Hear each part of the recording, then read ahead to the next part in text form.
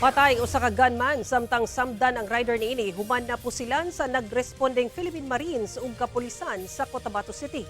Ang namatayng gunman nisibat matud pa og man gipusil ang duha ka mga lalaki sa maong syudad.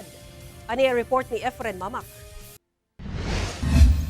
Dead on the spot, kining usa ka lalaki human matud pa. Napusilan niyang misukol sa nakasugat nga nagapatrolyang miyembro sa Philippine Marines sa Doña Pilar Street, Poblacion 4, Cotabato City, bandang 7:50 Miyerkules sa gabi.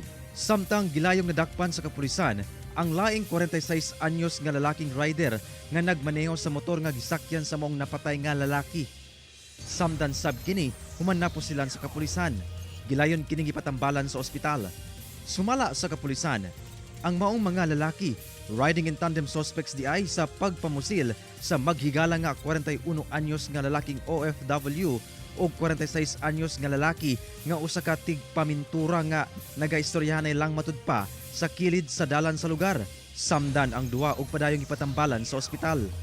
Maya-maya po may dumating na riding in tandem, dalawang lalaki po ito at pinagbabaril itong dalawang biktima natin.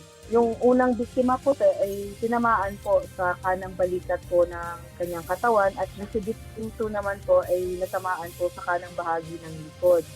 Ginasuta pa sa PNP kung gun for hire ba ang maong riding in tandem suspects. About sa the issue of gun for hire po, yan po titingnan po ng ating kapulisan kung ano po talaga yung real information related po sa nagawa nitong dalawang suspect na to. But as of now, sir, yung ating motive, ang dahilan po nito ay personal grudge pa po. Inakuhaan pa sa GMA Regional TV1 Mindanao og pahayag ang nadakpang rider nga suspect. Kauban si Gary Balantay ug Bong Vicencio, Efren Mamak. 1 Mindanao.